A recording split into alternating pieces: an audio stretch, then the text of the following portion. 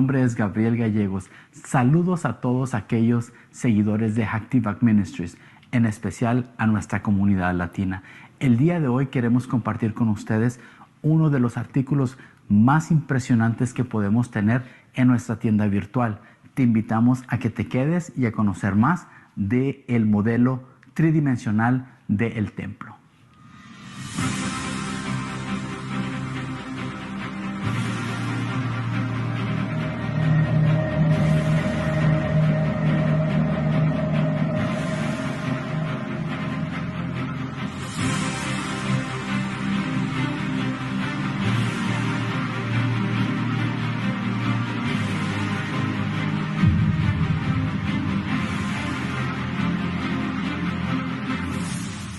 Les presento el nuevo modelo del templo. Una de las cosas adicionales que se han agregado en esta impresión es esta base donde está de una manera inclinada de 45 grados. ¿Para qué? Para que pueda enseñarse mejor a nuestra audiencia. O si usted, al igual que a mí, le gusta ponerlo de la manera tradicional y ponerlo en una superficie plana, pues también puedo hacerlo. De esta manera usted lo puede poner en su oficina o en su lugar de estudio o en su lugar de reunión. ¿Para qué? Para que la gente pueda admirar la gran maravilla de lo que se ha podido llegar a hacer. Ahora les voy a invitar a que me sigan acompañando para mirar las siguientes adiciones que se le han agregado a este nuevo modelo.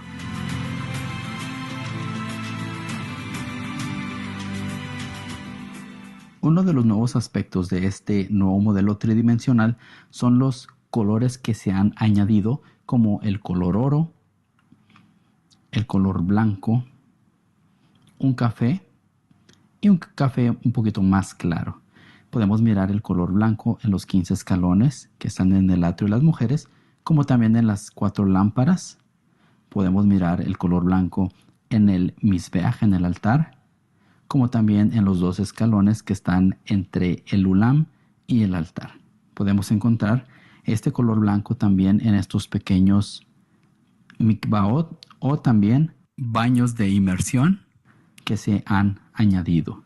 También podemos apreciar en el misbeach, el altar, se agregaron a color las 3 fogatas y en el centro podemos encontrar de color café más claro las cenizas del altar.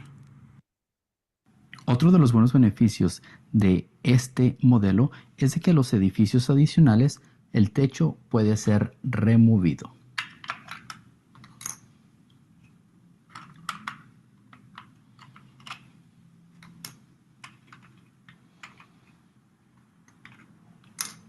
En el edificio sureste podemos mirar cómo el área donde el Sanedrín se reunía para hacer sus juicios, y también se ha agregado un color azul en donde está el lavacro para así poder distinguir las diferentes áreas.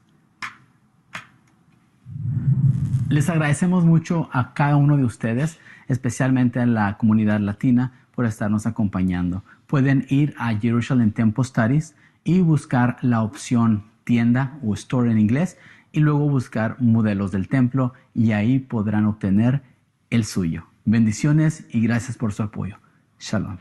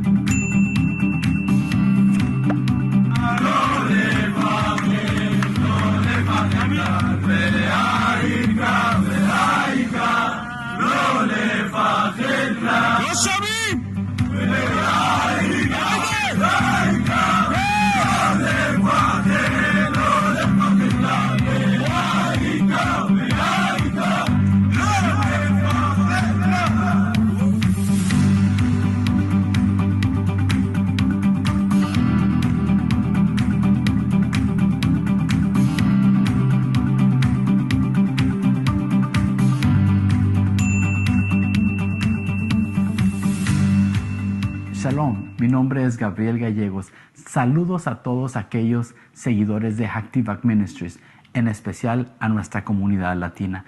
El día de hoy queremos compartir con ustedes uno de los artículos más impresionantes que podemos tener en nuestra tienda virtual.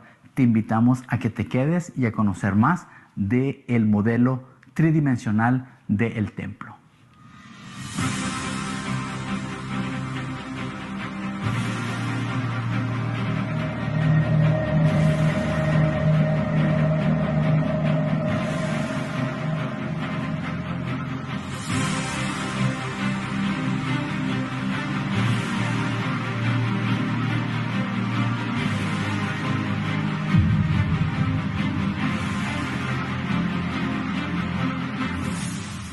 Les presento el nuevo modelo del templo.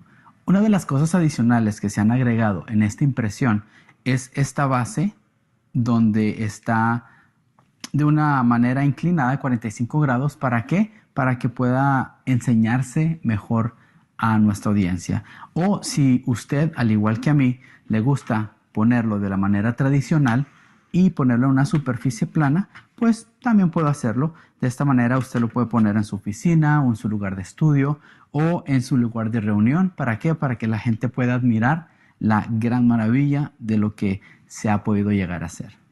Ahora les voy a invitar a que me sigan acompañando para mirar las siguientes adiciones que se le han agregado a este nuevo modelo.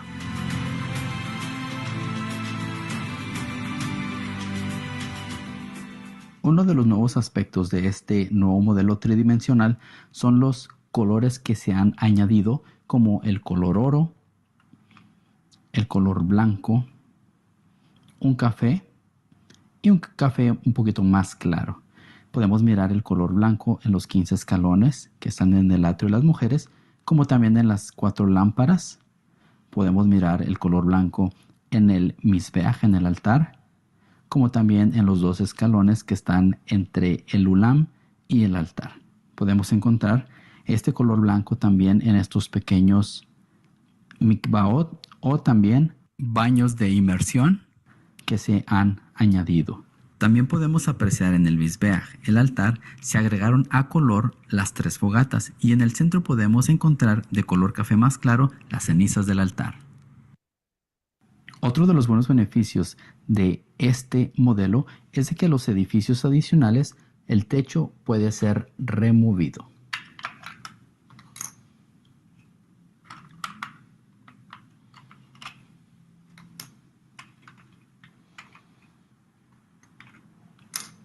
En el edificio sureste podemos mirar cómo el área donde el Sanedrín se reunía para hacer sus juicios, y también se ha agregado un color azul en donde está el lavacro para así poder distinguir las diferentes áreas.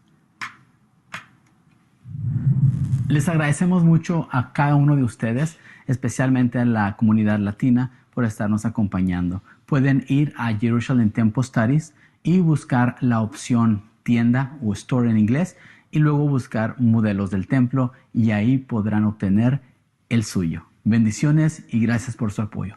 Shalom.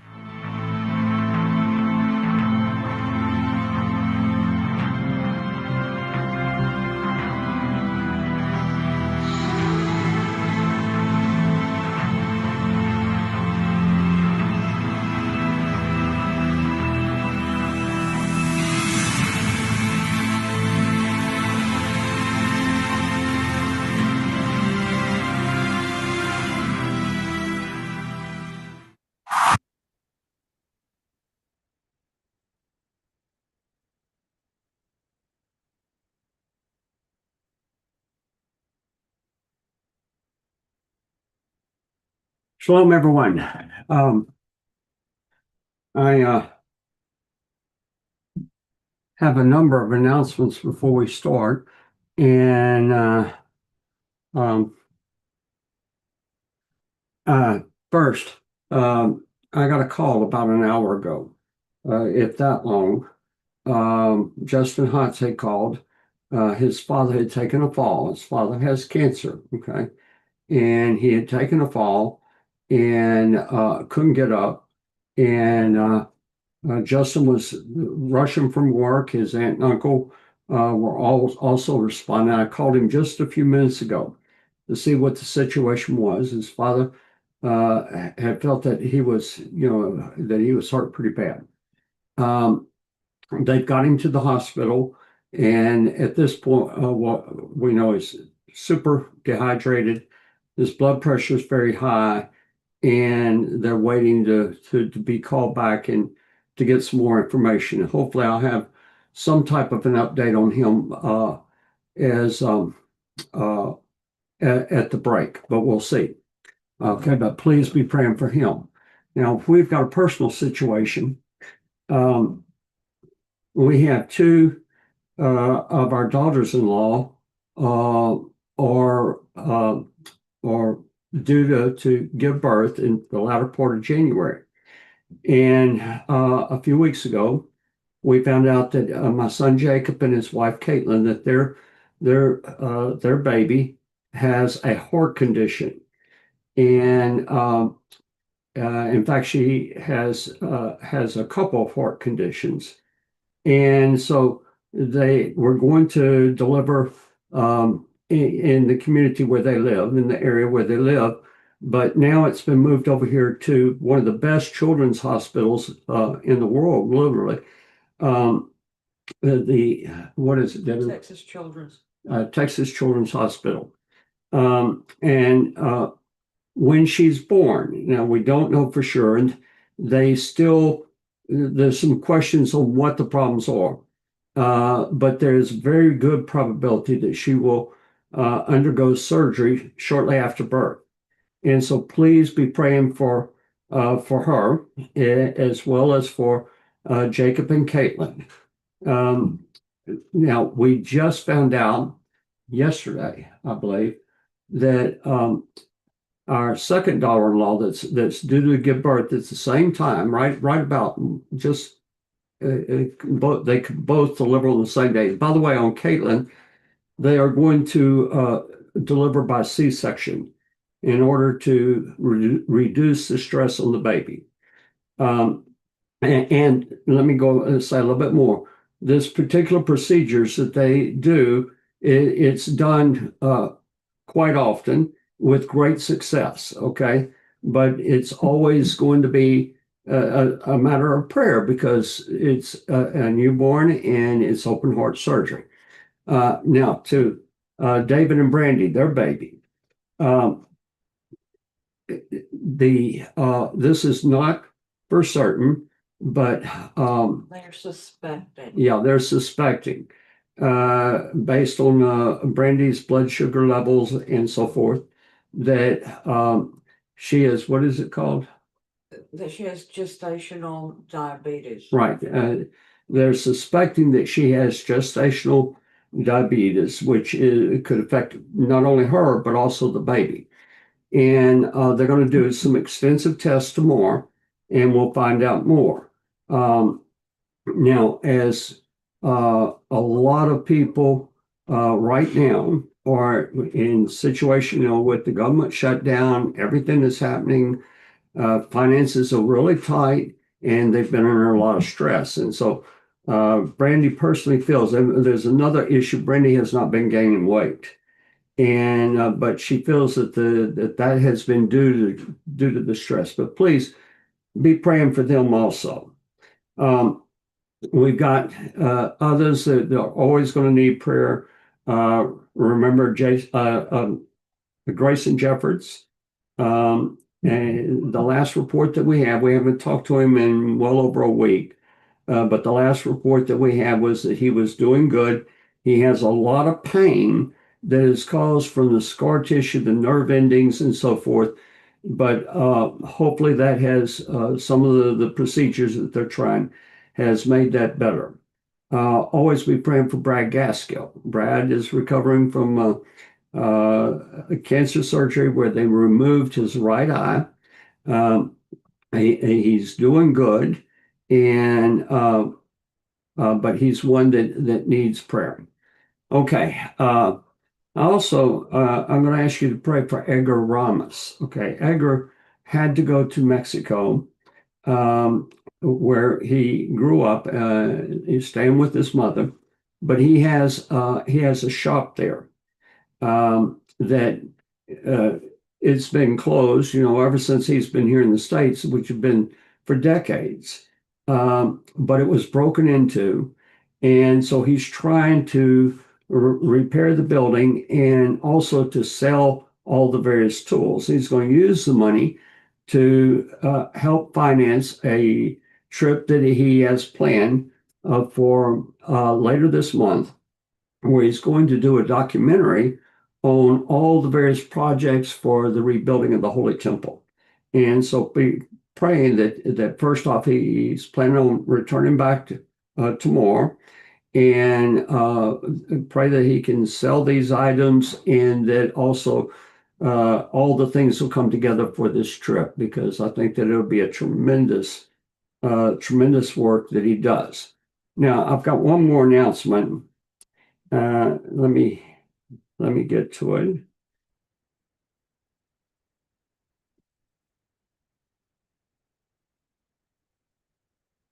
All right. Let me see. Went to the wrong place. All right. So, now this was sent to me for me to read, but it says, so friends, please go to JerusalemTempleStudy.com and join for only $25 per month. There are many features you receive as a paid member, such as downloads, teaching materials, and our in-depth course on the temple. This supports Hatikva Ministries and allows us to continue teaching like you are viewing now, free of charge. And so JerusalemTempleStudy.com is where you go. And for any questions, or if you'd like more information about the subscription and membership, write to us at office@JerusalemTempleStudy.com. Okay. And so, in all sincerity, it is the memberships that sustain the ministry. And we have, over the years, a lot of our people that we've been doing this for, we've had the ministry for close to 40 years. And a lot of the people that we had that followed us have passed away, or their incomes have been cut considerably. And so it is really vital for us. Now, you might want to try, if you're a member, one thing that's not on here is that if you're a gold member, which is the $25 a month, then you can download the app. You can go and download any of the materials that are on the thing, but the app is free. It doesn't work unless you're a gold member, okay? But it has all kinds of features that are wonderful. And then they have also put together the Jerusalem Temple Study Radio, which you can play in your car, you can play in your house, and it's various teachings over the years. And you can just put them on, and you're not able to go in and select, but it's something that you can listen to, and it might bring up some questions or whatever. Okay. All right. Now, tonight, Debbie said the little announcement that I sent out just sounded like doom and gloom. Okay. I didn't mean for it to. But we are in a hard time. Things are very, very definitely. They are as worse, as bad as I've ever seen them. They're worse than 9/11. We have literally where we are seeing fulfilled what we see in Matthew 24, where Yeshua said that there'd be wars and rumors of wars. And we have this on every front. And it's not just us, but also Europe. We have an onslaught of Islam against this country. And even tonight, as we're doing this broadcast, we have elections in 3 states that are very, very critical. But in each of these 3 states, it is where that Islam is trying to move in, trying to take over. Now, I'd like to read some of the headlines. And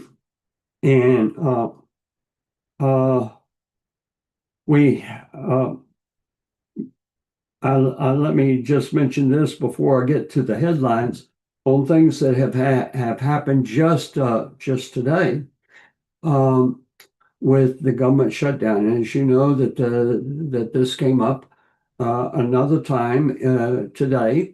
They had a vote this morning, and again, it failed. We are now at the longest shutdown that the country has had.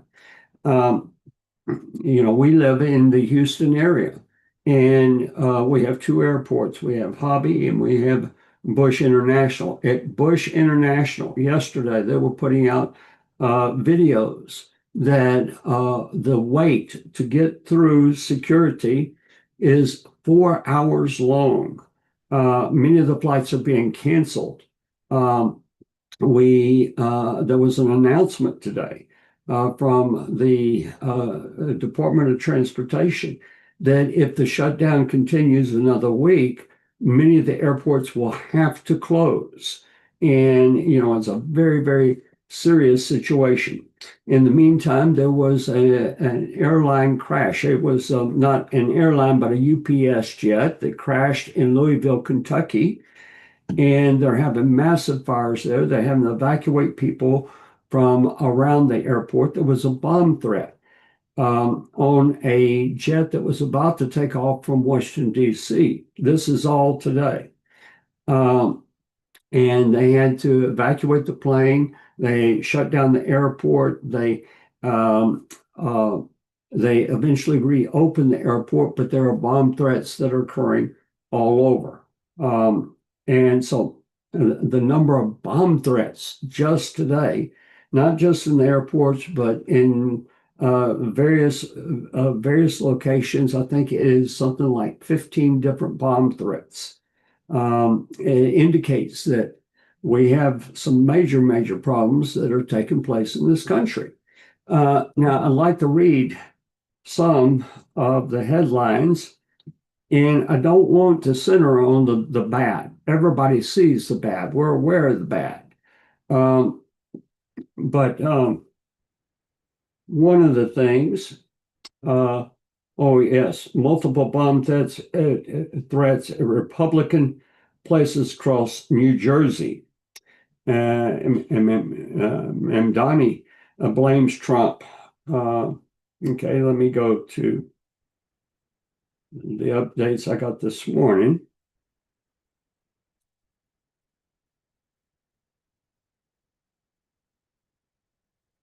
Wait a second, I'm in the wrong place. Okay.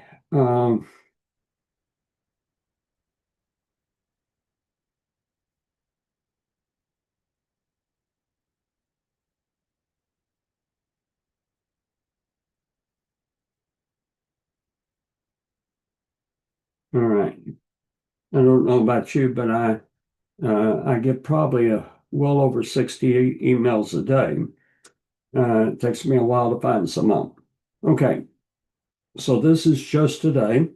All right. War alert. U.S. Navy deploys warships, planning military strikes on Mexican drug cartels, focus on Cuba as well. Next one. United Kingdom provides Ukraine with long-range nuclear-capable Storm Shadow cruise missiles for deep strikes inside Russia. Russia may be supplying Venezuela with nuclear-capable ballistic missiles for war with the U.S. U.S. issues final warning to Iraq over Iraqi resistance factions as Iran floods the country with weapons and supplies in preparation for future attacks on Israel. Now, I hope to speak some tonight on that, of the threat coming through the militias. I don't know if I can do this. Let me see. Give me a second. I'm going to try to pull this up. I want you to see a picture.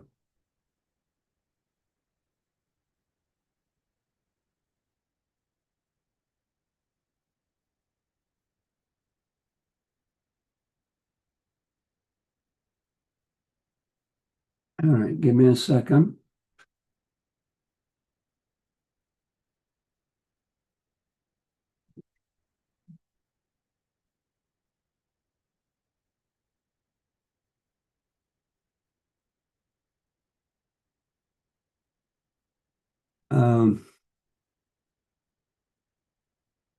All right. Let me just, I'm going to share my screen and we'll do these off of here. And that way I can show you the picture. All right. All right. So, U.S. issues final warning to Iraq over Iraqi resistance faction as Iran floods the country with weapons and supplies for preparation for future attacks on Israel. Okay. And I've got two of these, and let me see if I can find the picture I want.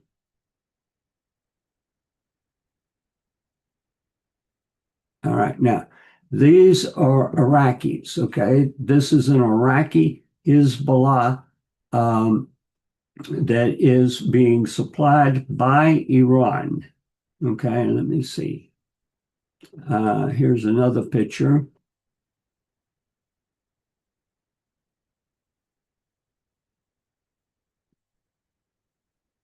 And let me see.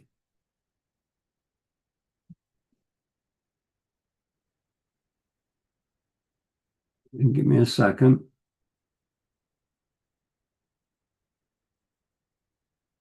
Yeah, this is the one I wanted. You see that they are stepping on a Star of David, and but this is a major thing. What they are planning, and we'll talk about it a little bit more a little bit later. But what they are planning, first off, drone attacks, missile attacks. They've been have a tremendous arsenal that Iran has provided for them, and they are. But the big threat, the big fear, is that they will come through Syria into Jordan and attack with forces coming in through the Jordanian border. And this has been one of my big concerns because there are prophecies that Jordan will eventually become the number one enemy that Israel will have to face. Okay. All right, let's go back to these. Trump says President Venezuela's days are numbered as U.S. military build up in the region, largest in 35 years. Venezuela has increased the deterrent air patrols amidst escalating tensions with U.S. Russia's new submarine carrying nuclear torpedoes is put to sea. Continued Ukrainian strikes against the oil, gas, and petroleum infrastructure in Russia. International Enforcement Force comprised of military forces from several nations to occupy Gaza. And this, I read most of these articles this morning. This is not to be a peacekeeping force, but they are to basically deal with the disarmament. All right. Massive airport delay at the international airport in Houston. 2 U.S. citizens arrested for plotting ISIS-style Halloween attack. Risk of military escalation between Israel and Hezbollah, Lebanon, is medium-high. Al-Qaeda breaches the outskirts of the capital of the African nation of Mali. If the capital falls, Mali will be the first African nation fully conquered by Al-Qaeda. U.S. preparing to test a Minuteman III nuclear-capable ICBM by launching from California to hit a target in the Pacific Ocean. Trump says if Mamdani wins in New York City, all federal funding to New York City will be stopped. Radical anti-Semite assures her base the jihadists will control Mamdani when he wins the mayoral election in New York City. I'd like to read a little bit of that one.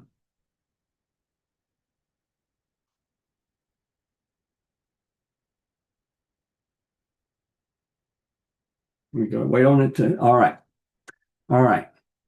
Anti-Semite Linda Sarsour vows pro-jihadists will control Mamdani if he wins New York City mayoral race. Smelling Islamic victory in the New York City mayoral race for Zohran Mamdani.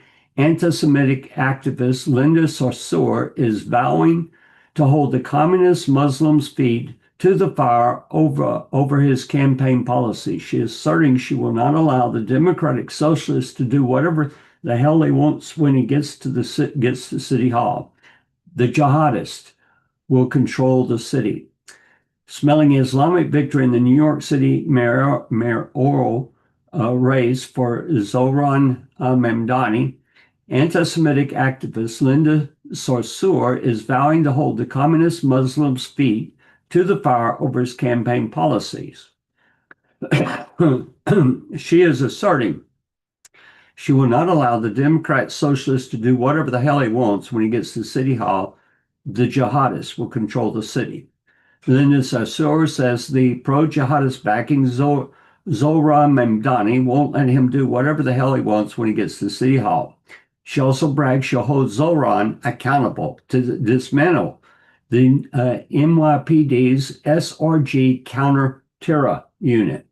Mamdani isn't a leader. He's a Trojan horse.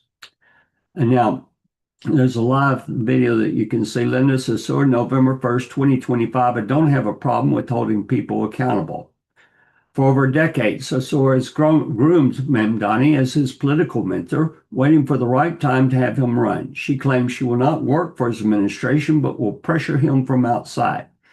Don't be fooled. This means Islamists will essentially control the mayor of the largest city in America. The Big Apple didn't need airplanes flying to buildings to be conquered by jihadists. They just need to be invaded from within. All right. I just want you all to know I'm not going to work for the Zohran administration. Sarsour staged an Instagram live stream late Saturday, which was viewed by Fox News and reported on. I'm not going to work in City Hall because guess what? There got to be people like me willing to stay outside, she vowed to the useful idiots and Islamists following Mamdani.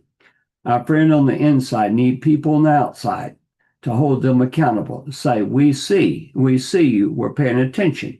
She insisted as if she wouldn't have an iron lock on his every decision. It's another step in the Pakistanification of America. All right. All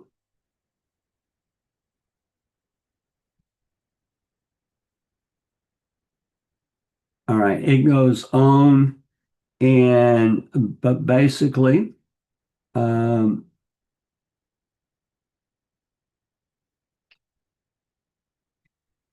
right.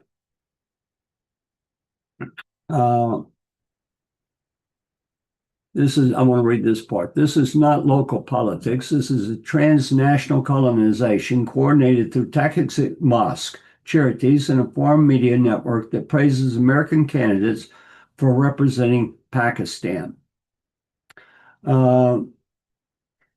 Your country needs you, Alvi told them. Pakistan Zindabad. The message could not be clearer. Foreign governments are mobilizing their diasporas as political weapons inside the United States, and American politicians like Zohran Mamdani are their willing instruments. This is not assimilation, it's a replication, and it goes on. Okay. And you can see the article just goes on and on and on. Okay. All right. Well, I'm sure that you've heard all that you need without me adding to it. Okay. All right. Back to this. Canada and the Philippines signed a defense treaty to counter escalating Chinese aggression in the region. A lot of global talk of war right now. 20 Mississippi law enforcement officers caught smuggling drugs on behalf of the drug cartels. American has fallen as Sharia law quietly conquers the land. All right. Let me stop on this and let's go back to all right. Now, I could have gone to yesterday's news. Like I said, I get a daily thing, but all of you are very, very aware of all this that's happening. People are under tremendous stress. Finances are hard, all kinds of things. And the government shutdown has been, one of the most disturbing. In the meantime, in Israel, there's a huge scandal that has broken loose.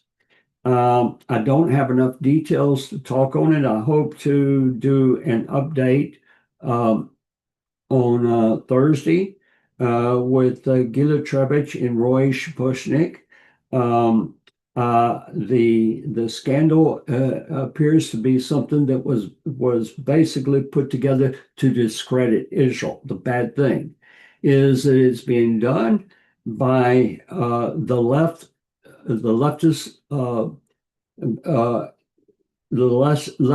government members that are trying to dismantle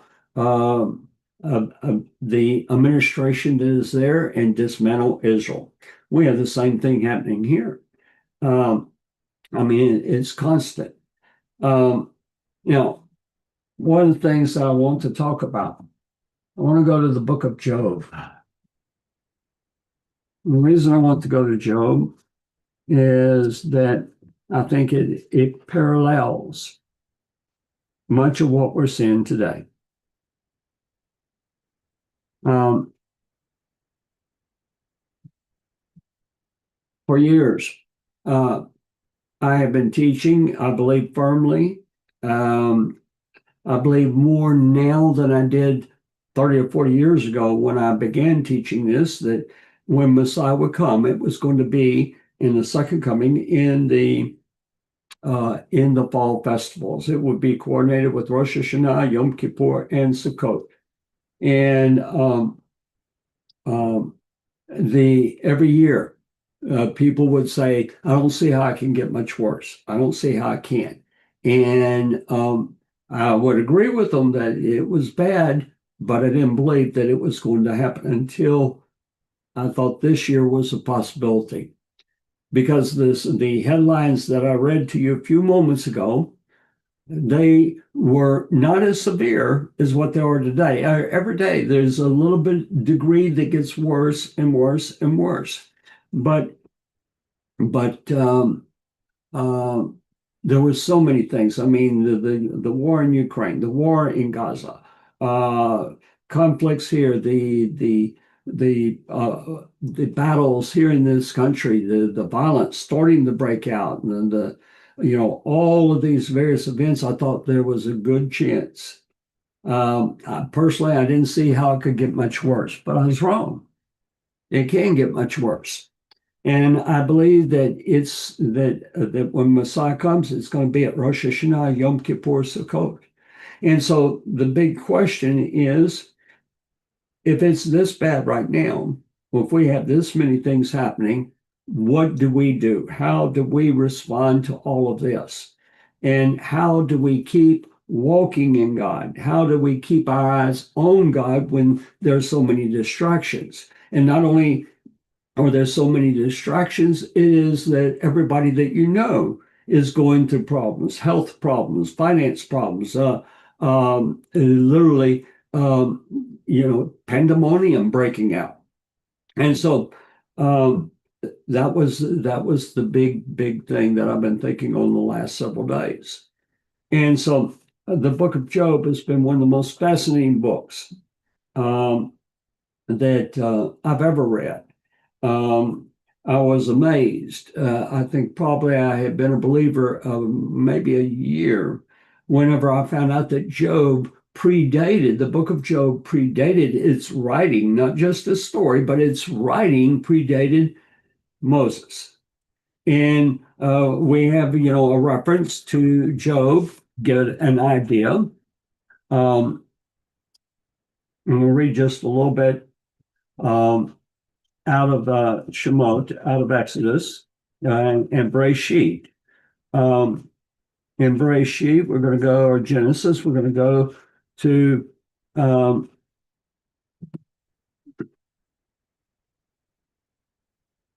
right. In chapter 46, this is where Yaakov or Jacob is going to Egypt. And I will start in verse 6. So they took their livestock and their goods, which they had acquired in the land of Canaan, and went to Egypt. Yaakov and all his descendants with him, his sons and his sons' sons, his daughters and his sons' daughters, and all his descendants he brought with him to Egypt. Now these were the names of the children of Israel, Yaakov and his sons, who went to Egypt. And then it gives you Reuven, and it gives you his family. Then it goes to Simeon, and then it gives you his family. And then the sons of Levi, and then we have the sons of Yehuda. And then we come to Issachar. The sons of Issachar were Tola, Puvah, Eov, Job, and Shimron. Okay. And apparently he was with the family, with the tribes, as they went into Mitzrayim, into Egypt. Now, we see that in the latter part, after they arrived there, let me read a verse here. We see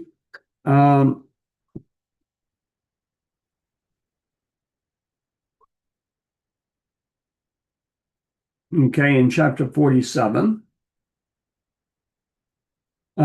this is where in verse 1, then Yosef went until Paro and said, my father, my brothers, the flocks and the herds and all that they possess have come from the land of Canaan. Indeed, they are in the land of Goshen.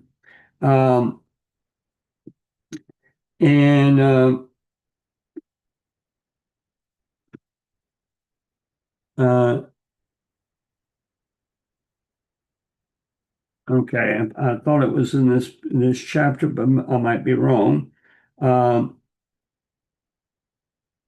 All right, it is chapter 47, verse 6. The land of Egypt is before you. Have your father and brothers dwell in the best of the land, and let them dwell in the land of Goshen.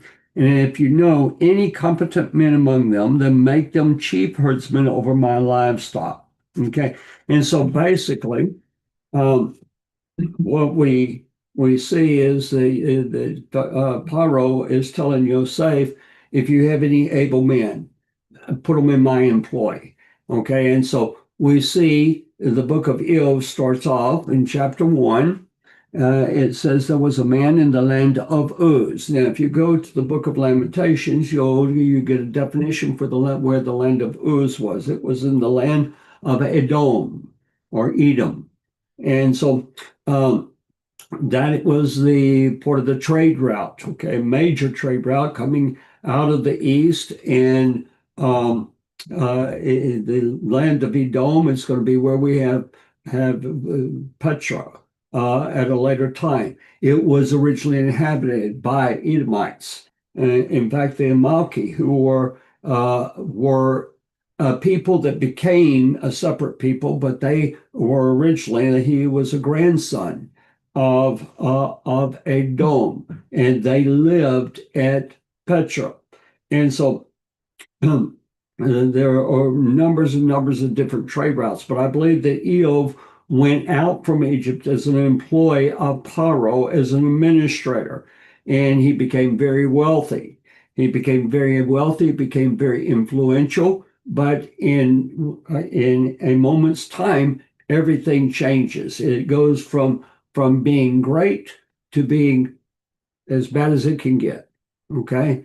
Now we've had pain in this family. It just about killed Debbie and I when we lost our daughter. Okay. However, when we did, the thing that we had was Hashem was with us. And we came out of that, both of us, stronger than we were the day that she went in the hospital. And I believe that we are in such a time that we're headed to. Our situation isn't as bad as Eob's. He lost all of his children. He lost all of his possessions. He lost everything. He lost his health. And the three friends that come to sit with him, the three friends, they give him counsel, but the counsel that they give him is not good counsel. And basically, you can take all three and line them up, and they're saying the same thing. Okay, and so another fascinating thing on this is that the book of Eov starts on Rosh Hashanah, where the sons of God, the angels, come and they appear before Hashem, and Hashem brings up Eov to Hasatan, okay, the adversary, and says, "Have you considered my servant Eov? He is righteous, and he follows you in all. He follows me in all of his ways." And of course, Hasatan accuses. He says the only reason he's doing it is you've made him rich, you made him powerful, you made him prosperous in his family and in his standing everywhere. And Hashem gives him permission to take those things away. Now, you might think that it was being taken away so that the world could see what a righteous man that Eov was. I think it was more than that. I think it was not only to show the world what a righteous man Eov was, but it was to show Eov what he really believed. What he really believed. In all things, it says he never spoke a word against Hashem. Okay? That he kept his eye on Hashem. I don't want more trouble. I don't want more pain. Okay? Only a fool will want that. But I do want to have that relationship with Hashem. I do want that no matter what comes towards me, that I can draw on Hashem, that I might have to go through pain. I might have to go through all types of things. But yet I know the book. I know that God is with me. Okay, and so the book of Job, it's fascinating in that it speaks about resurrection. Chapter 14. I want to read a little bit of that. Okay, in chapter 14, I've got downstairs, I had an olive tree where we used to live, and it developed a disease and died. And we cut down the olive tree. I had planted it as a small tree, and it got to where it was about yay big around. And so we cut it down, during when we go on break. I'll bring it up here and show you. And actually, Edgar Ramos took it and he burned in Hebrew a verse I'm going to read here. And I've got it sitting on one of our counters in the kitchen. And it says, "For there is hope for a tree." And that's the big word that stands out is hope. Okay, for there is hope for a tree, if it is cut down, that it will sprout again. Now, you can look at that on several levels. One is you can look on as death, and that is the pashat. That's what it's talking about. But let me read it in a different way. For there is hope for a tree, if it is set back, that it will sprout again. Okay, and we have to go through daily setbacks. Okay, that it will sprout again, and that its tender shoots will not cease, though its root may grow old in the earth, and its stump may die in the ground, yet at the scent of water it will bud and bring forth branches like a plant. But man dies and is laid away. Indeed, he breathes his last, and where is he? As water disappears from the sea, and a river becomes parched and dries up, so man lies down and does not rise. Till the heavens are no more, they will not awake nor be roused from their sleep. Oh, that you would hide me in the grave, that you would conceal me until your wrath is past, that you would appoint me a set time and remember me. Now, in the Peshat, literally, he could be talking about himself, that you would conceal me until your wrath is past, that you would hide me in the grave, and you would appoint me a set time and remember me. If man dies, shall he live again? All the days of my hard service, I will wait till my change comes. And that change, by the way, is what Paul was writing about in 1 Corinthians chapter 15. We shall not all sleep, but we shall all be changed in a moment and twinkling of an eye. And it says that you shall call, and I will answer you. You shall desire the work of your hands, for now you number my steps, but do not watch over my sin. My transgression is sealed up in a bag, and you cover my iniquity. Okay, so I want to go to chapter 23. I'm going to read a couple of passages out of here.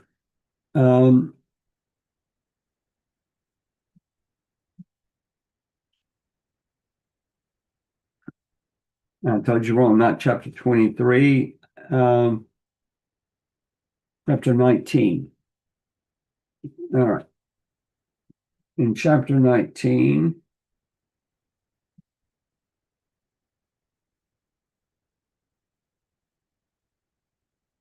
oh, that my words were written. This is verse 23. Oh, that they were inscribed in a book. By the way, this is the first reference that we have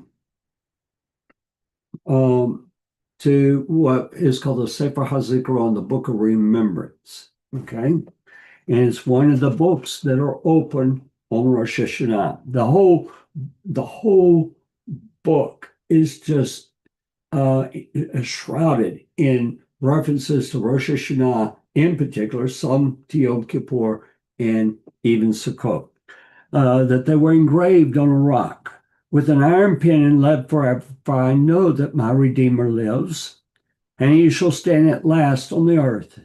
And after my skin is destroyed, this I know, that in my flesh I shall see God. We're talking about a physical resurrection,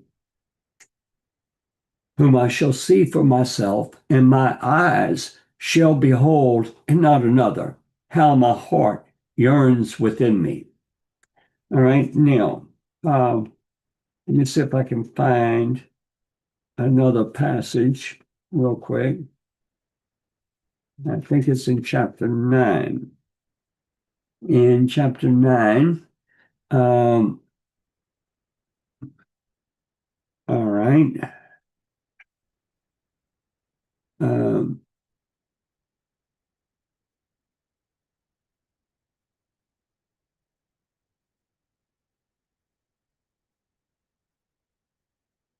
Give me a second.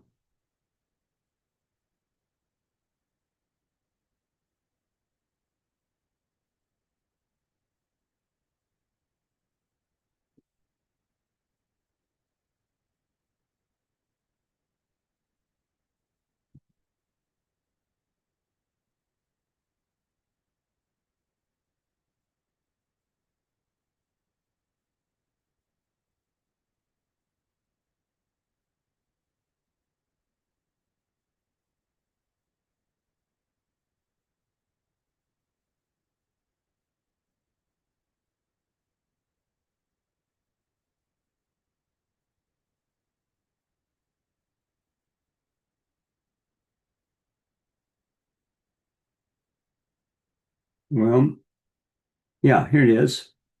God is verse 13. And it says, God will not withdraw his anger. The allies of the proud lie prostrate beneath him. Now, the Hebrew word there for proud is rahab. We have a reference in the book of Isaiah, and it's Rahav him Shevet. Okay, Rahav, which is a term for Egypt, lies idle. Now, we're not talking about the literal physical Egypt, not the country we see as Egypt, but I believe, and you might disagree with me, that's fine, but I believe that the nations of Egypt, the nation of Babylon, that all of these are pictures of the countries that we have today. And I believe that in that context, that the Pharaoh of Egypt is a picture of the false Messiah. And so we have also the book of Job, chapter 41. I'm going to turn there. And it tells us about Leviathan. Leviathan in Jewish eschatology is seen as a seven-headed beast. It is a picture of the another picture of the false Messiah. The last verse here, it says, this is verse 34. He beholds every high thing, is king over all the children of pride. Now, why am I going to all this about Eov? Because Eov, the last chapter of Eov, he gets blessed. It's where that God takes him through. And not only does he restore his health, he gives him a whole house full of children. And he is blessed more than he has ever blessed before. Now, I'm not looking for you to get blessed in the sense of getting rich or myself, okay? But what I want to know is, how do we go through the day to day right now?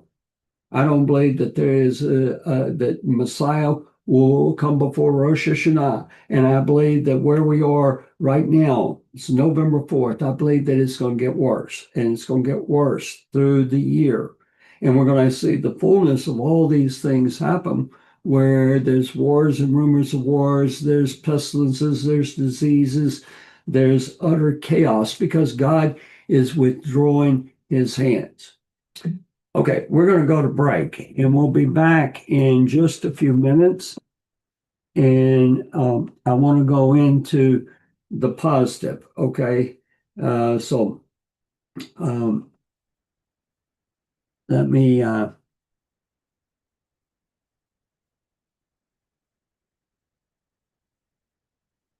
go ahead and get us started.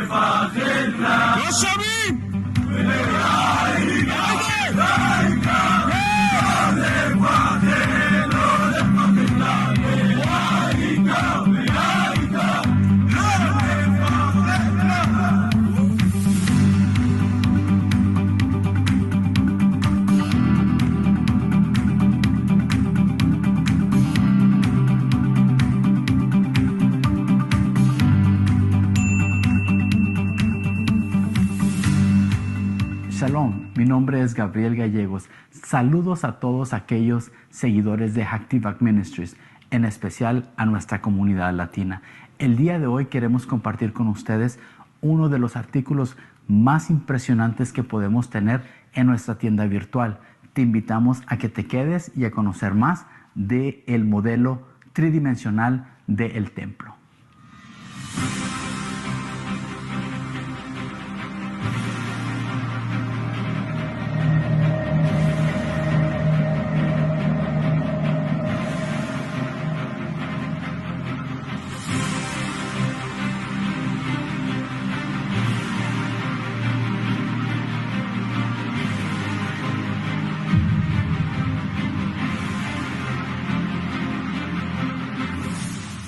Les presento el nuevo modelo del templo. Una de las cosas adicionales que se han agregado en esta impresión es esta base donde está de una manera inclinada, 45 grados. ¿Para qué? Para que pueda enseñarse mejor a nuestra audiencia. O si usted, al igual que a mí, le gusta ponerlo de la manera tradicional y ponerlo en una superficie plana, pues también puedo hacerlo. De esta manera usted lo puede poner en su oficina o en su lugar de estudio o en su lugar de reunión. ¿Para qué? Para que la gente pueda admirar la gran maravilla de lo que se ha podido llegar a hacer. Ahora les voy a invitar a que me sigan acompañando para mirar las siguientes adiciones que se le han agregado a este nuevo modelo.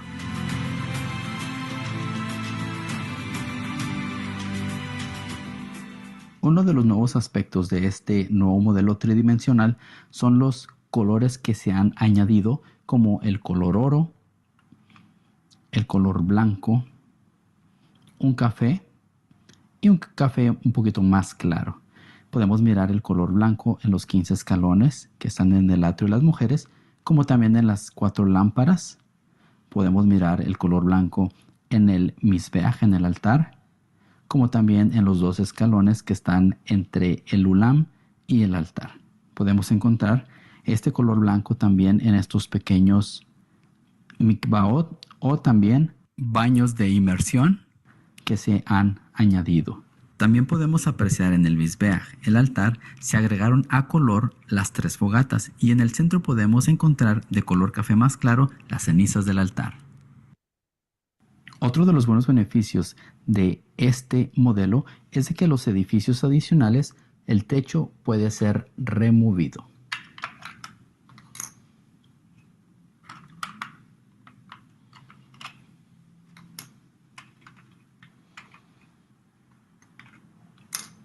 En el edificio sureste podemos mirar cómo el área donde el Sanedrín se reunía para hacer sus juicios, y también se ha agregado un color azul en donde está el lavacro para así poder distinguir las diferentes áreas.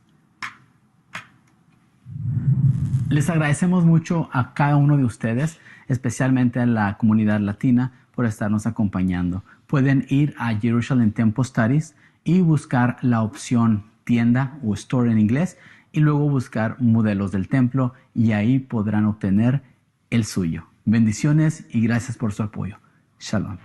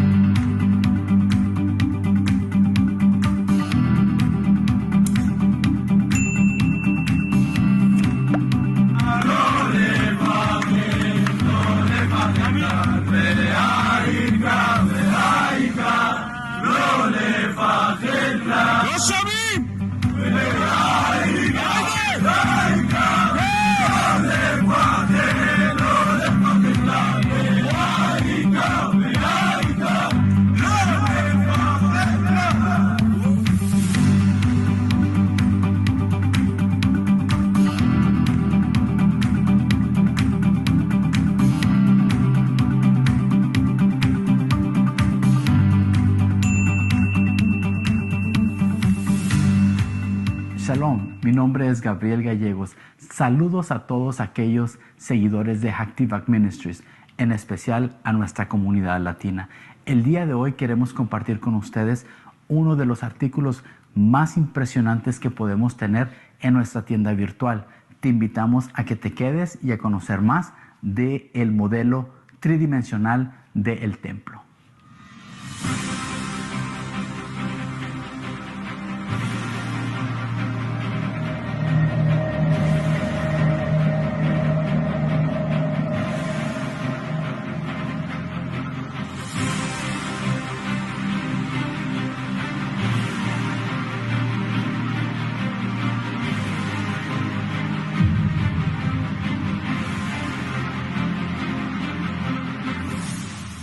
Les presento el nuevo modelo del templo. Una de las cosas adicionales que se han agregado en esta impresión es esta base donde está de una manera inclinada de 45 grados. ¿Para qué? Para que pueda enseñarse mejor a nuestra audiencia. O si usted, al igual que a mí, le gusta ponerlo de la manera tradicional y ponerlo en una superficie plana, pues también puedo hacerlo. De esta manera usted lo puede poner en su oficina o en su lugar de estudio o en su lugar de reunión. ¿Para qué? Para que la gente pueda admirar la gran maravilla de lo que se ha podido llegar a hacer. Ahora les voy a invitar a que me sigan acompañando para mirar las siguientes adiciones que se le han agregado a este nuevo modelo.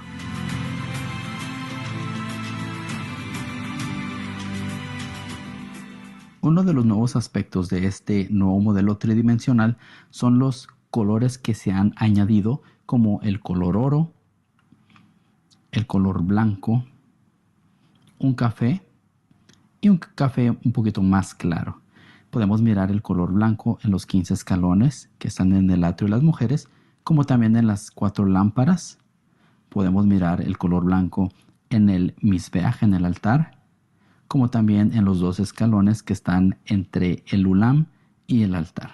Podemos encontrar este color blanco también en estos pequeños mikvaot o también baños de inmersión que se han añadido.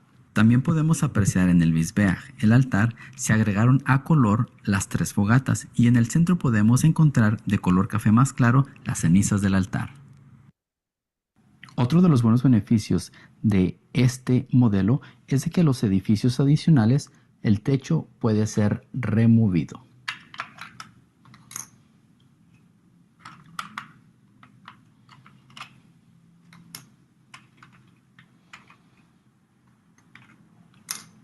En el edificio sureste podemos mirar cómo el área donde el Sanedrín se reunía para hacer sus juicios, y también se ha agregado un color azul en donde está el lavacro para así poder distinguir las diferentes áreas. Les agradecemos mucho a cada uno de ustedes, especialmente a la comunidad latina, por estarnos acompañando. Pueden ir a Jerusalem Temple Studies y buscar la opción tienda o store en inglés y luego buscar modelos del templo y ahí podrán obtener el suyo. Bendiciones y gracias por su apoyo. Shalom.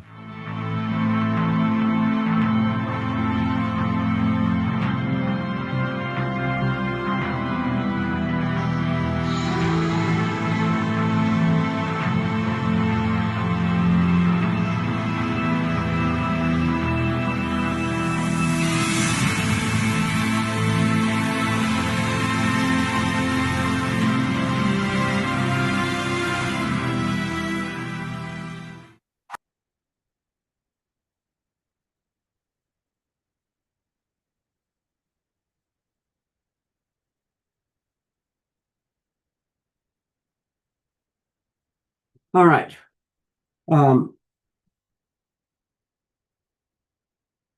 First part did all the bad news, okay? And now I want to get to the good news. I woke up this morning and I had a passage, and I had a passage in my mind, and it's one that I use frequently. It's in Jeremiah 51, and we have in there are all these passages that tell about a message to the Jewish people to flee Babylon, or flee the United States, and go back to the land of Israel.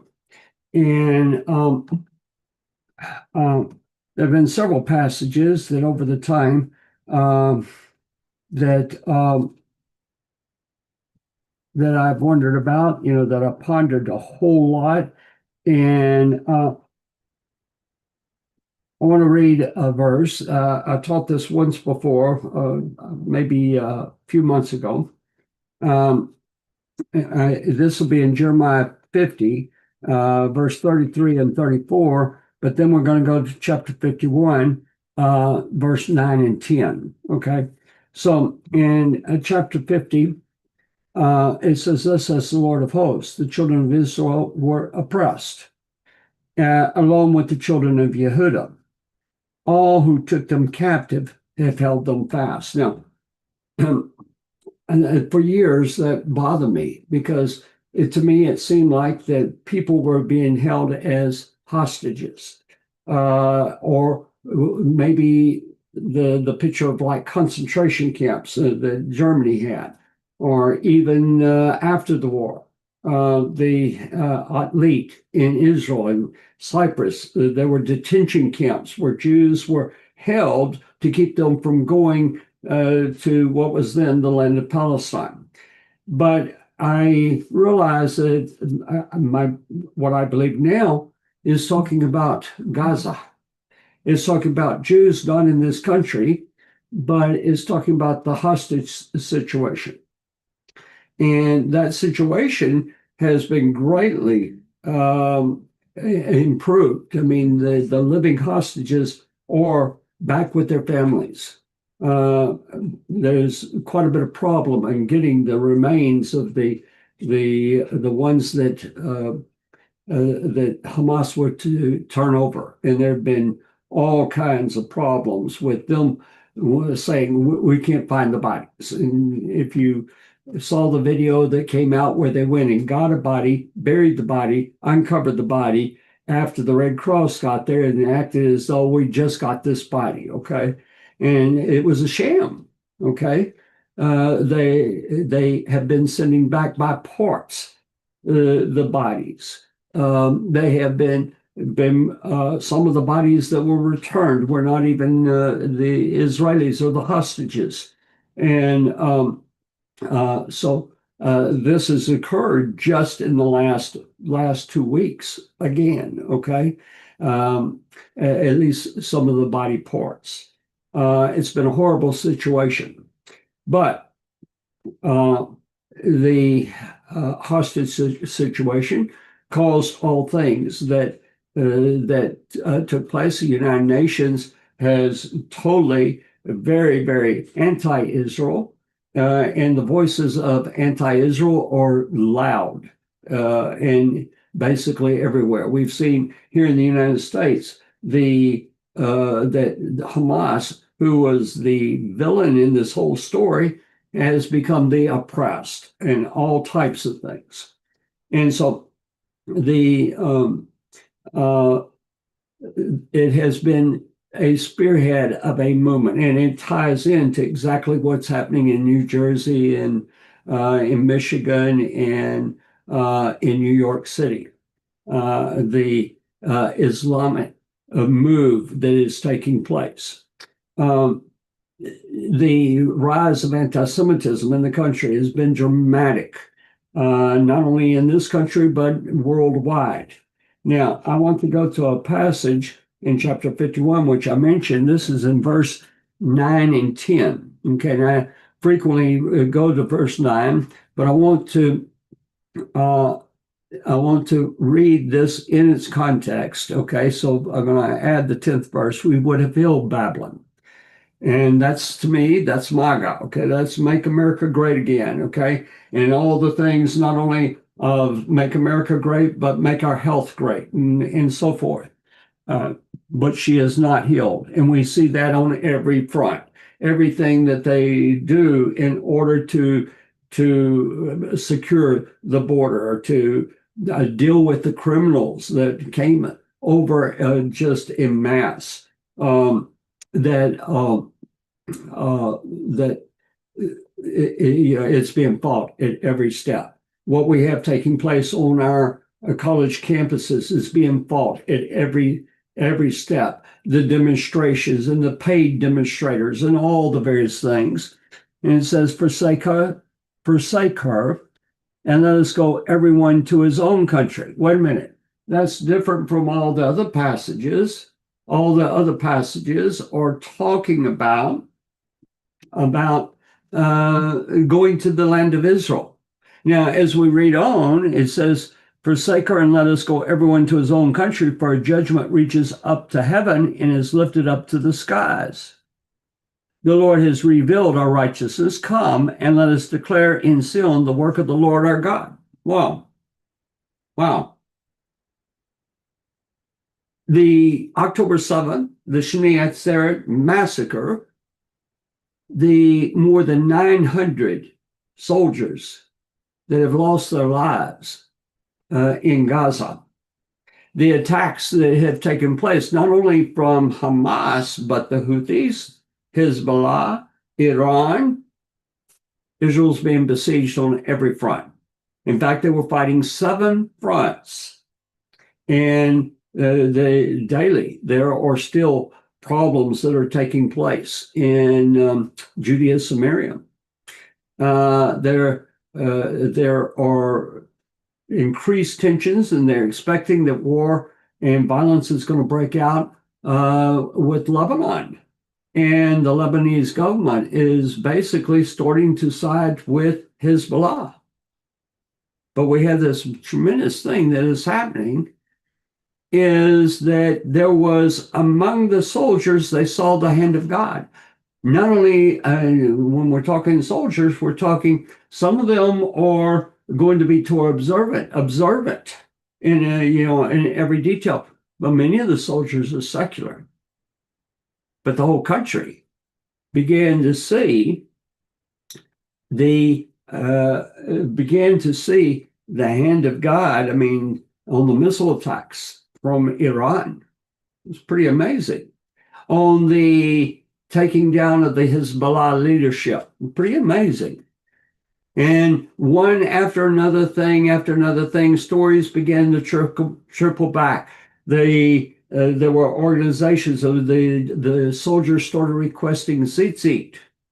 And so they could not even keep up with the supply of tzitzit to the soldiers. And the country went into this awareness of Hashem.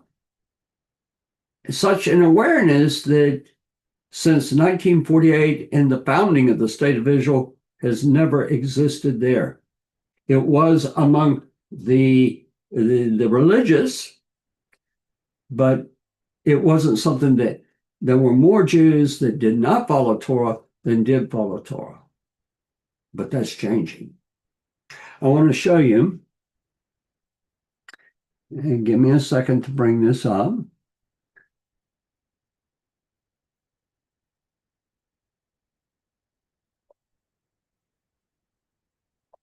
All right, hopefully I can do it. I want to show you a video. This is from Gila Trebich.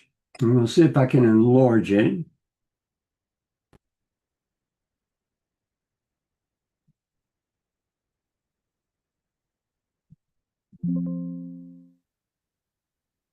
שבת פרשת לך לך, שנת תשפ"ו, במקום בו קראת השם ברית עם אברהם. אנחנו נמצאים פה גדוד 9217, מחזיקים את המסורת. תופסים את הגזרה וממשיכים את ההבטחה שהקדוש ברוך הוא נתן לאברהם על הארץ הזאת. אחר הדברים האלה היה דבר אדוני אל אברהם במחזה לאמור. אל תירא אברהם, אנוכי מגן לך, שכרך הרבה מאוד. ויאמר אברהם, אדוני אלוהים מה תיתן לי, ואנוכי הולך ערירי, ובין משק ביתי ודמשק אליעזר. ויאמר אברהם, אין לי לא נתת זרע, והנה בן ביתי יורש אותי. והנה דבר אדוני אליו לאמור, לא ירשך זה, כי אם אשר יצא ממאיך הוא ירשך. ויוצא אותו החוצה, ויאמר הבט נא השמיימה ותפורו כוכבים, אם תוכל לתפור אותם, ויאמר לו, כה יהיה זרעך. והאמין באדוני, ויחשביה לו צדקה. ויאמר, אדוני אלוהים במה ידע כי ירשנה, ויאמר אליו, קחה לי עגלה משולשת, ועז משולשת, ועיל משולש, ותור וגוזל. ויקח לו את כל אלה, ויוותר אותם בתווך, ויתן איש ביתרו לקראת רעהו, ואת הציפור לא ותר. וירד העית על הפגרים, וישב אותם אברהם. ויהי השמש לבוא, ותרדמה נפלה על אברהם, והנה אימה חשיכה גדולה נופלת עליו. ויאמר לאברהם, ידוע תדע כי גר יהיה זרעך בארץ לא להם. ועבדום ועינו אותם 400 שנה. וגם את הגוי אשר יעבודו דן אנוכי, ואחרי כן יצאו ברכוש גדול. ואתה תבוא אל אבותיך בשלום, תיקבר בשיבה טובה. ודור רביעי ישובו הנה, כי לא שלם עוון האמורי עד הנה. ויהי השמש באה ועלתה היה, והנה תנור עשן ולפיד אש, אשר עבר בין הגזרים האלה. ביום ההוא כרת אדוני את אברהם ברית לאמור. לזרעך נתתי את הארץ הזאת, מנהר מצרים עד הנהר הגדול, נהר פרת. את הקני ואת הכניזי ואת הקדמוני, ואת החיטי ואת הפריזי ואת הרפאים, ואת האמורי ואת הכנעני ואת הגירגשי ואת היבוסי. דג וברוך, לזרעך נתתי את הארץ הזאת.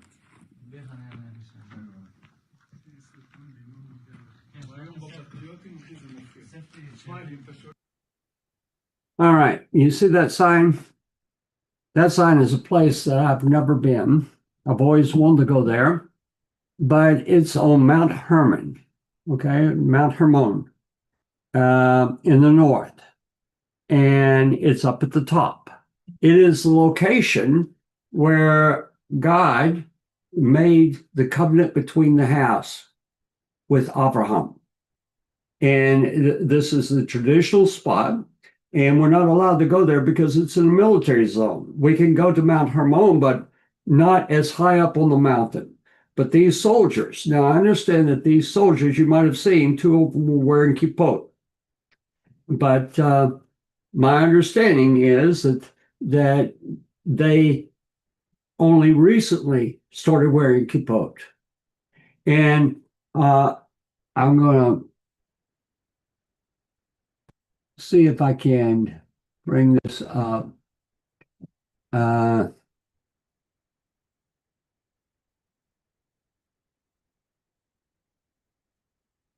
Yeah, here.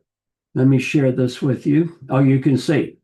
The reservists are at the traditional spot for the covenant between the parts. Now, this was last week. This is when the Parsha was Lech Lecha, and this story was, and they were on duty there. The covenant between the parts on the summit of Mount Hermon. The guy is reading Genesis 15, and she wrote, this is Gila Trebich.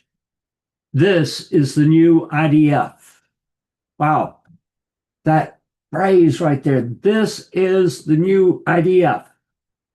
The hostages. Let's go back. Let's see. I need to make sure.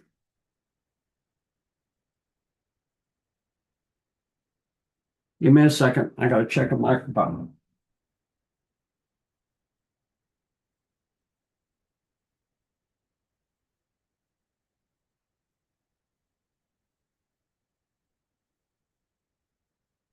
All right, I want to make sure we weren't muted.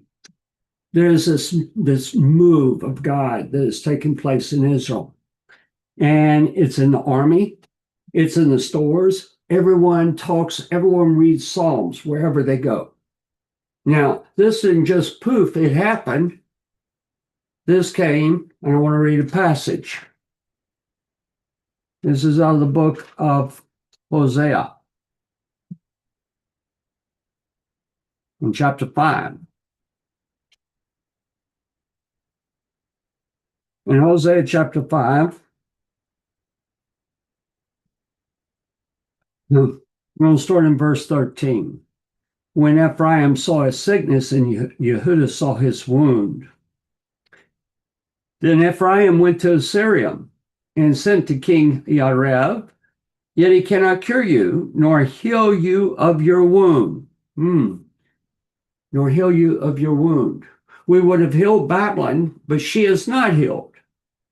For I will be like a lion to Ephraim, and like a young lion to the house of Yehudah. Even I, will tear them and go away. I will take them away, and no one shall rescue. I will return again to my place, till they acknowledge their offense. That's repentance, okay? Till they acknowledge their offense. Now, before I read any further, let me state, Israel sinned, but Israel has not sinned any more than the United States has sinned, or Great Britain, or Russia, or China, or wherever you want to go. We've all sinned, okay? But to the Jew first, and then to the nations. Okay, so till they acknowledge their offense, they will seek my face in their affliction. They will diligently seek me. That's what's happening. That's what's happening. And it's not just in Israel. I mentioned David and Brandy. Okay, my goodness. Debbie went over to talk to him a few months ago. She carried a little book that was put together by Darren Huckey. Debbie and I did a prayer conference with him a couple of times, one in Little Rock, Arkansas, another in Georgia. And he had these books and it was the Shacharit service, and it had the Amidah, the weekday Shacharit, and it had an insert for on Shabbat do this. And so she went to him and she said, I need to talk to you. You've got all kinds of problems. You've got all kinds of stress. And she said, listen, she showed him the book. She talked to him about the Amidah. And she said, you need to start doing this. Not just know about it. You need to start doing it. And you need to do it every day. And she made an agreement with them that she was going to read the Amidah every day for 21 days. And she wanted them to read the Amidah for 21 days. And now they continue reading. Okay. So we talked to Brandy this morning, and she had gotten some good news. Okay. And so she called to say, hey, I got good news. And she said, I had to wait. When we got the news, I had to wait a few minutes to call you. I had to go do my Amidah. Okay. And so I had my son Isaiah. Isaiah's in his 40s. He grew up and with us doing these things, but where I was 40 years ago is not where I am today in my prayer life and in my, the observance. Okay. I used to study it. I used to teach it. And over the years, we actually started doing it. Okay. And so he called me and he said, Dad, I need you to come and talk to me. And I want you to talk to me about God. I'm paraphrasing. But I went to him. I took one of these little booklets.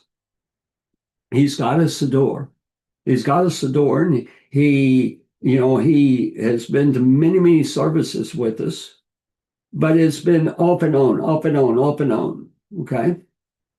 And so right now he's taking a Siddur with him to work. On his lunch break, he goes behind where he works and he prays the Amidah. Okay. Right now, we are in a time of affliction. We are in a time. And one of the things, it is our duty to do this. Okay?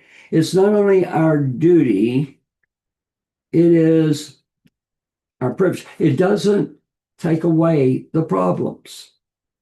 It doesn't bring you where you might be sick. It's not going to be an instant cure for you. It's not going to give you more money than what you have to be able to pay your bills. I mean, those things can happen, but that's not what it's about. What it's about is it changes you on the inside.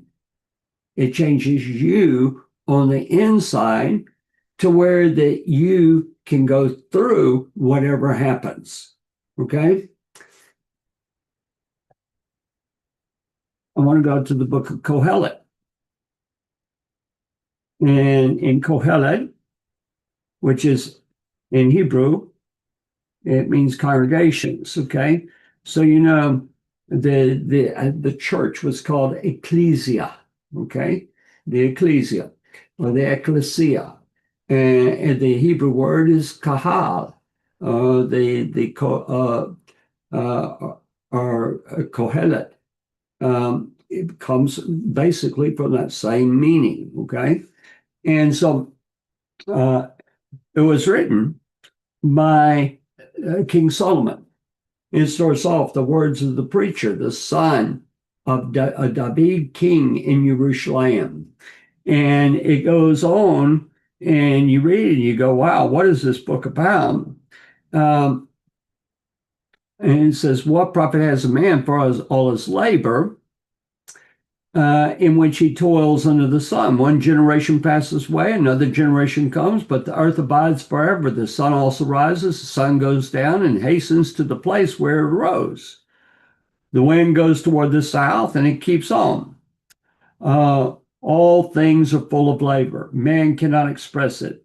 The eye is not satisfied with seeing, nor the ear filled with hearing. And it goes and it says, that which has been done, that which has been is what will be. That which is done is what will be. There is nothing new under the sun.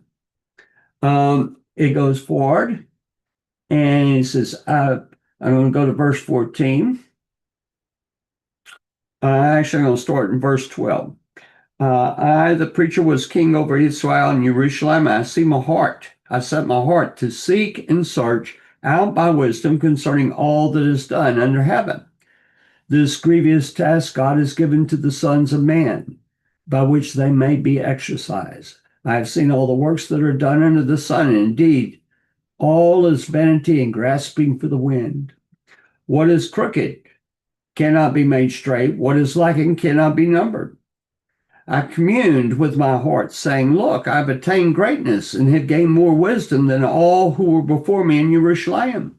My heart has understood great wisdom and knowledge, and I set my heart to know wisdom and to know madness and folly. I perceive that this also is grasping for the wind. For in much wisdom is much grief, and he who increases knowledge increases sorrow. And he goes on, and you know the story. It goes on and it says, the wicked get rich. The wicked seem to be blessed, and I follow God, the righteous follow God, and we have nothing but problems. Okay? And to me, that sounds very much like the world we live in. But I want to go to the last chapter. In the last chapter,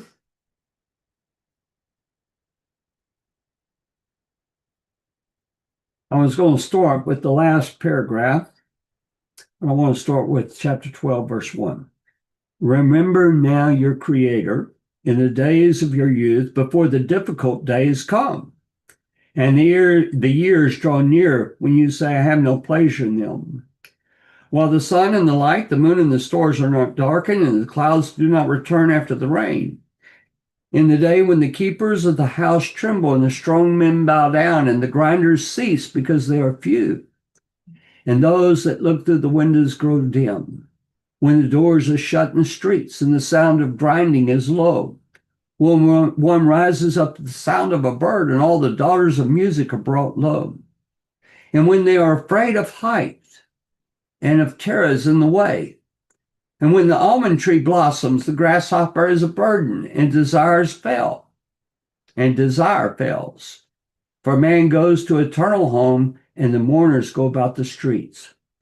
Remember your Creator before the silver cord is loosed, or the golden bowl is broken, or the pitcher shattered at the fountain, or the wheel broken at the well. Then the dust will return to the earth as it was, and the spirit will return to God who gave it. Vanity of vanity, says the preacher. All is vanity. Last paragraph. And moreover, because the preacher was wise, he still taught the people knowledge. Yes, he pondered and sought out and set in order many proverbs. The preacher sought to find acceptable words, and what was written was upright words of truth. The words of the wise are like goads, and the words of scholars are like well-driven nails given by one shepherd. And Father, my son, be admonished by these. On making many books there is no end, and much study is wearisome to the flesh. Let us hear the conclusion, the whole matter. So this is verse 13 and 14. Fear God and keep his duty, and keep his commandments. For this is the whole duty of man. For God will bring every work into judgment, including every secret thing, whether it is good or whether it is evil. The bottom line is fear God and keep his commandments. Now, I want to go back to the hostages.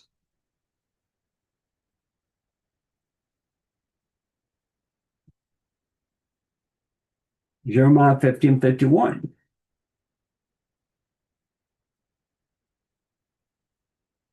The hostages, not all of them were Israelis.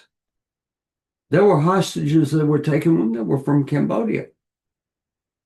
There were hostages that were Americans. Now those, for the most part, are going to be Jews. Okay, the Jewish Americans that made Aliyah to Israel. Okay, but they're American citizens. But not all of the people that were held hostage by Hamas were Israelis. And so the stories, the most amazing thing about the hostages that I've ever heard is how that the secular, in the greatest affliction, more affliction than you and I have ever had, or God willing will ever have, that they started to observe Shabbat. They started to observe Shabbat. I heard the story of one man, a secular Jew, that wanted the wrap tefillin. My goodness, they didn't have Sederim. They could not light candles for Shabbat. They couldn't bake challah. They couldn't hold up a cup and say the Kiddush.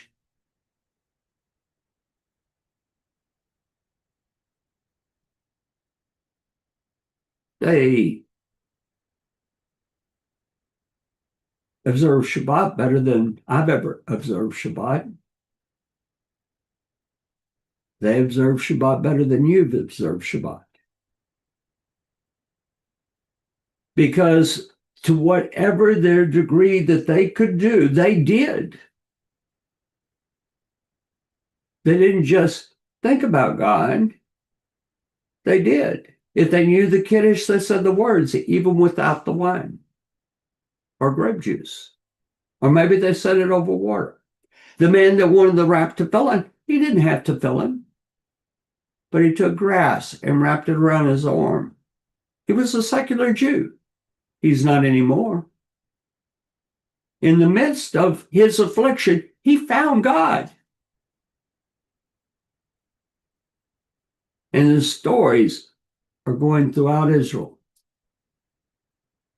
And so soldiers, wherever they are, they're reading They're reading God's word.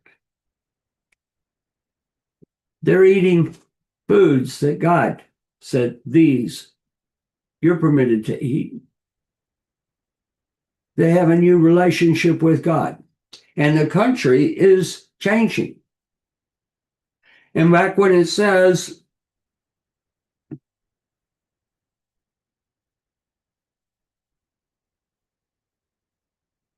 that forsake her and let us go everyone to his own country, all over the world, these stories, there is a move of God that is behind the scenes taking place all over the world. Because people are calling up and saying, Dad, I want you to talk to me about God. I want to know what I can do. I was talking to a friend today, and he was talking about a book.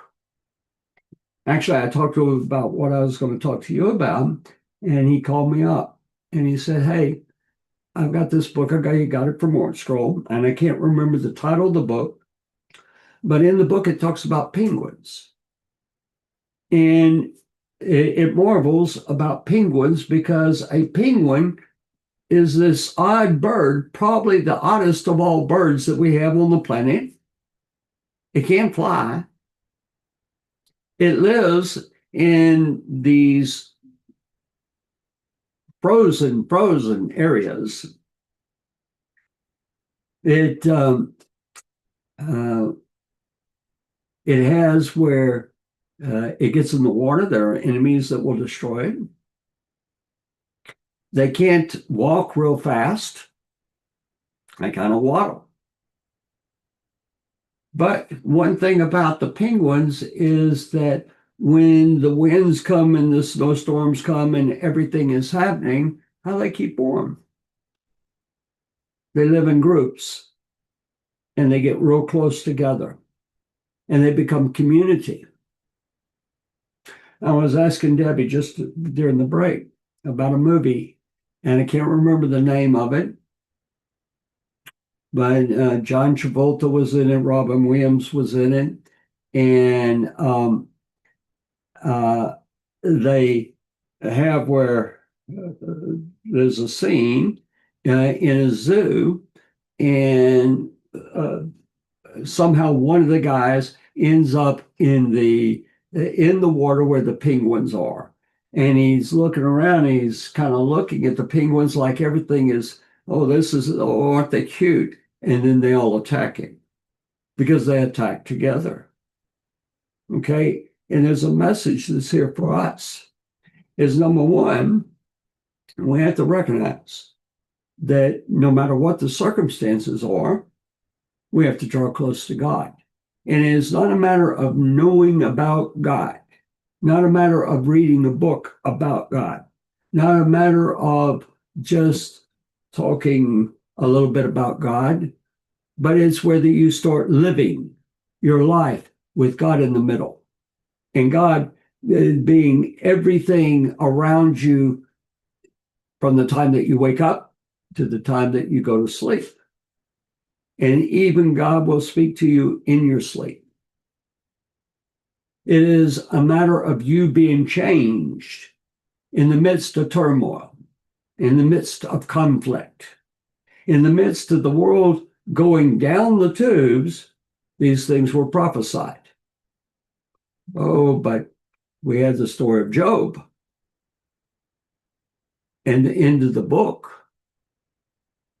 We have where God brings blessings upon Job, and likewise, we are at the time that the affliction is at hand.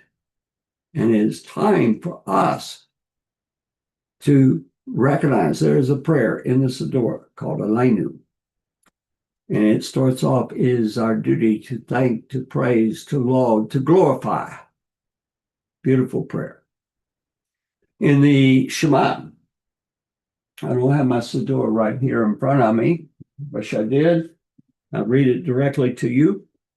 But in the Aleinu, in the Kiryat Shema service, We have three parts of the service. On Shabbat, we have a weekday, we have the Kiryat Shema, and then we have the Kiryat Amidah. And then on the days that we read the Torah, we have the Kiryat Torah. And so on Shabbat, we have Musaf. And so in the Kiryat Shema, the Shema service, we start off and there's a call to worship. And then we talk about the light, because this was begun in the Holy Temple. Just as the light was breaking, and we declare in the Shema, Shema Yisrael, Hashem Elokeinu, Hashem Echad, the Lord is one, the Lord our God, the Lord is one. Okay, and then that is where we're declared, He's my King, He's my King. And we go through, and I love the last phrase of the Leinu, B'nai Amor. I'll read it to you in English. Found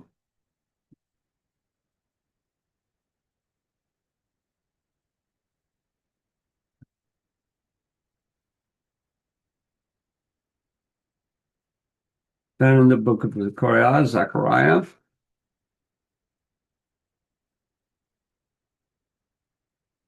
And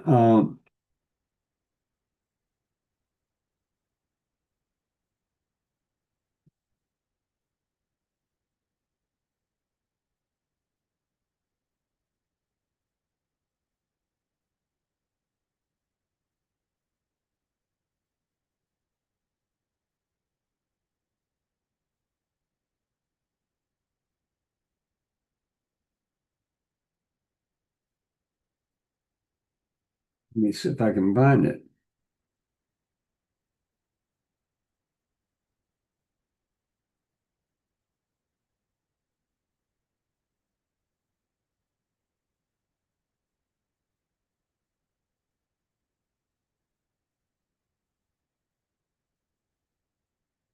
Well, basically what it says, that in that day, the Lord will be one in His name one. Wait, I'm in the wrong chapter. Chapter 14:9. And the Lord shall be king over all the earth. And in that day it shall be, the Lord is one, in His name one. And I love that. That first, my objective is for the Shema to be real to me. Okay? He's my king. But we are moving towards when He'll be king over all the earth. And so we have to go through the fire. We have to go to where right now people are asking, if you have brothers, sisters, mothers, fathers, children, you have neighbors, that if they ask about God, have an answer for them. It is a time to go and sit down with some of your kids and say, we need to talk. We need to talk. You need to recognize, because everybody's seeing all the evil and everything that's happening. And, I believe that this country, if I'm correct, then its days are numbered. It doesn't matter if you're in this country, or if you're in Great Britain or France, or in Egypt or Libya, or wherever you are. Doesn't matter. In that 7 years, all the nations are going to be judged. And God is going to allow these things to happen so that for once He will deal with sin universally. And in that day, He'll be king over all the earth. I hope that you will be like a penguin. I hope that we can join together. If you don't have people to pray with, find people. If you're out in the middle of nowhere, I have one more thing that I want to say. I'm going to backtrack. I spoke to a lady yesterday, and she is confined to a hospital bed, and she has had a hard time. And a lot of times people feel like, wow, what did I do wrong? Why did I deserve this? We were chosen to live at this time. We were given this honor to be at this time. And yeah, I don't care who you are, you got sins in your life. If you have your heart towards God, then don't think the bad things that are happening around you are because of the things that you did. Okay?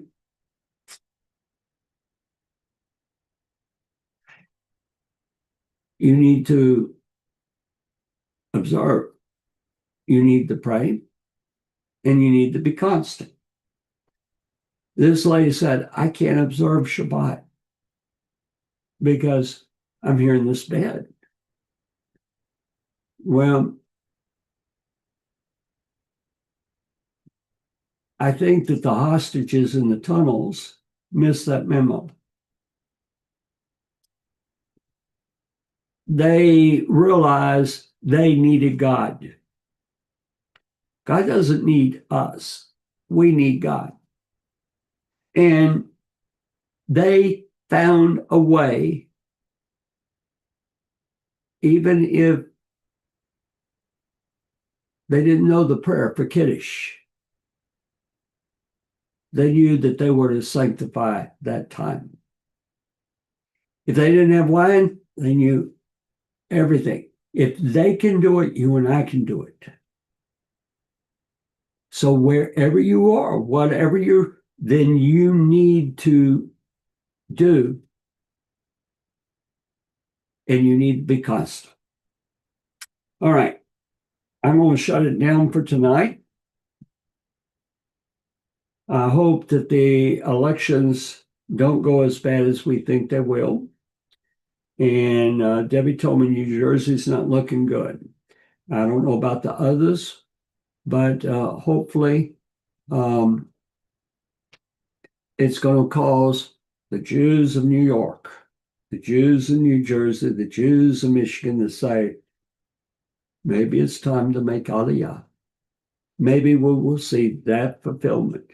Maybe we will see all over this country where people are starting to ask the right questions and take the right steps, whether Jew or non-Jew. All right. Until next week, people, shalom and God bless you. Please be praying for all the individuals. Alban Hotz, pray for Jacob and Caitlin and their baby, and David and Brandy and their baby, and others that are sick. Please be praying for them. But you pray and spend that time with God. Okay? Shalom, shalom.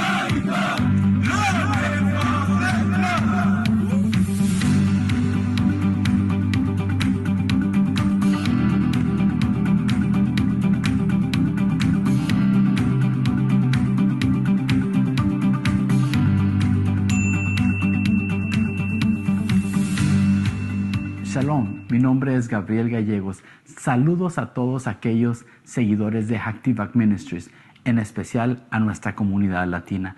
El día de hoy queremos compartir con ustedes uno de los artículos más impresionantes que podemos tener en nuestra tienda virtual. Te invitamos a que te quedes y a conocer más del modelo tridimensional del templo.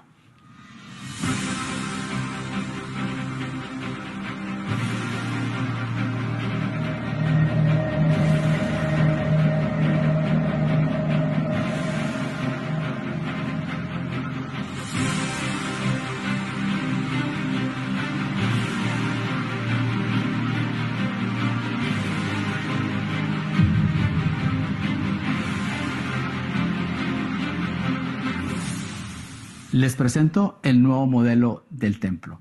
Una de las cosas adicionales que se han agregado en esta impresión es esta base donde está de una manera inclinada de 45 grados. ¿Para qué? Para que pueda enseñarse mejor a nuestra audiencia. O si usted, al igual que a mí, le gusta ponerlo de la manera tradicional y ponerlo en una superficie plana, pues también puedo hacerlo. De esta manera usted lo puede poner en su oficina o en su lugar de estudio o en su lugar de reunión. ¿Para qué? Para que la gente pueda admirar la gran maravilla de lo que se ha podido llegar a hacer.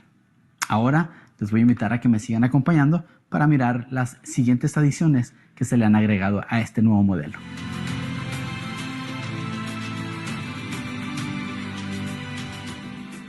Uno de los nuevos aspectos de este nuevo modelo tridimensional son los colores que se han añadido, como el color oro, el color blanco, un café y un café un poquito más claro.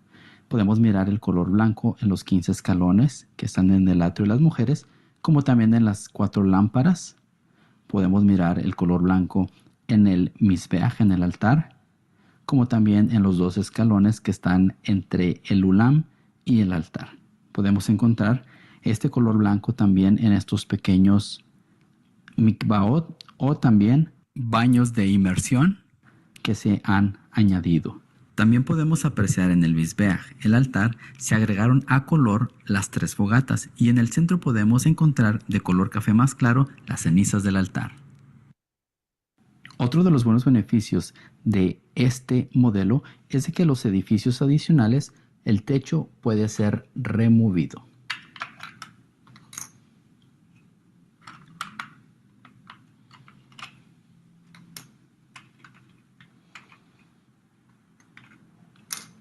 En el edificio sureste podemos mirar cómo el área donde el Sanedrín se reunía para hacer sus juicios, y también se ha agregado un color azul en donde está el lavacro para así poder distinguir las diferentes áreas.